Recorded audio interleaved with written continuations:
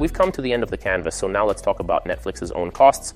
We've talked about a lot of things, the value proposition of Netflix, the customers, the infrastructure, and the revenues, but it's very important to talk about the costs as well. These are connected with what we were saying. For example, content creation is certainly one of the biggest cost items for Netflix because it is very expensive to make films and television series. Let's also talk about the R&D part. As we used to tell, Netflix must always have an APP at the highest level.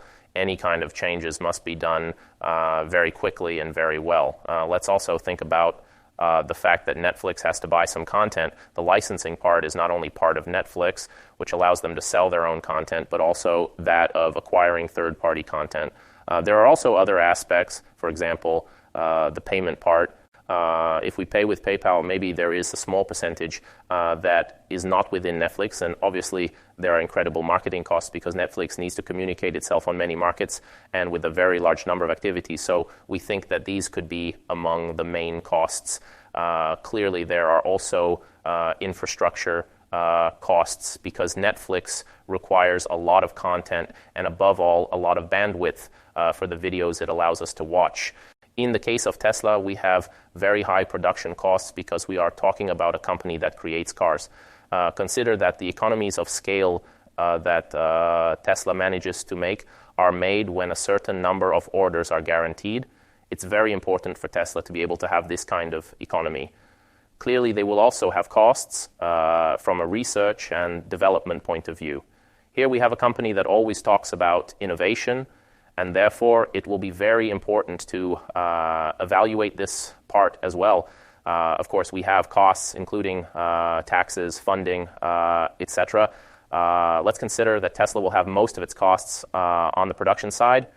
See if your reality has similar costs. Also consider the costs of human resources because having qualified human resources is expensive. In the case of Facebook, we have very high acquisition costs as for Netflix, but let's evaluate how many operations Facebook does to make sure that we go on the platform and become part of the social network. Let's evaluate from the point of view of IT development because Facebook has thousands of developers who work full-time because they need to fix and above all to maintain this platform.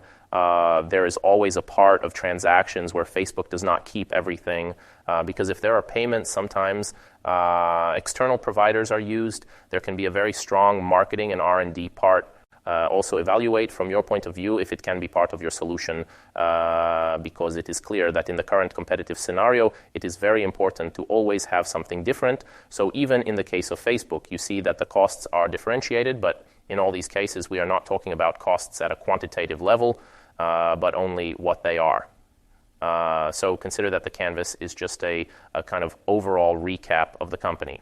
Since we've reached the final part, let's review the individual canvases. In the case of Netflix, we see that we immediately start from the value proposition and then we see everything else, but now it will certainly be much clearer to you.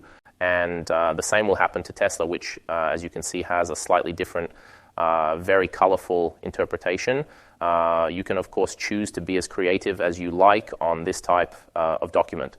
The suggestion is always to print it with a very large format, and then even in the case of Facebook that you see, it is very schematic, but maybe it is something that represents you and therefore can also be exploited from this point of view, perhaps with a more minimal style.